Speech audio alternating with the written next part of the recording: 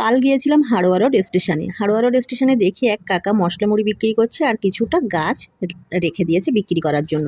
উনি এর আগেও অনেক গাছ বিক্রি করতেন, দেখেছি, আমি কখনো নিইনি।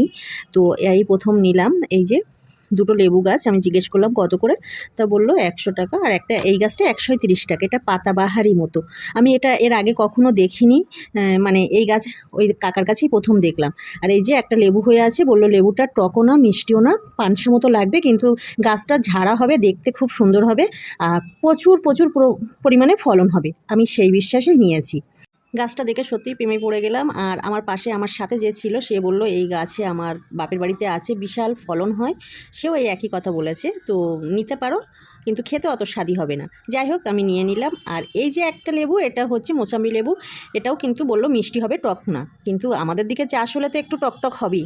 আর নিয়ে নিলাম, জানি টক হোক যা হোক, লেবু তো, আর গাছ লাগাবো, দেখবো কেমন হয়, তারপরে ওনার রিভিউ দেবো। আর এখন এখানে আমি কিছুটা জল দিয়ে রাখবো, আজকে আর মানে পোঁতবো না, এটা কালকে পুঁততে দেবো। আর এই যে আমার মুরগিগুলো কত বড় হয়ে গেছে, আর এখন কিন্তু এদেরকে ম্যাশ খাওয়াচ্ছি, এর পরের থেকে চাল খাওয়াবো। ম্যাশ খাইয়ে আর পারা যাচ্ছে না, প্রতি কেজি 50 টাকা করে, এক একদিন 50 টাকা চলে যাচ্ছে। পুষতে গেলে তো একটু খরচা করতে হবে, কিন্তু যাতে কম খরচা হয় সেটাই দেখব, চাল খাইয়ে দেখব। আর চাল খাওয়া, গ্রামের দিকে তো সাধারণত সবই চাল খাওয়ায়, ভাত খাওয়ায়, কুড়ো খাওয়ায়, ম্যাশ খাওয়ায়, তো আমি সব রকম মিক্সড করে খাওয়ানোর চেষ্টা করব।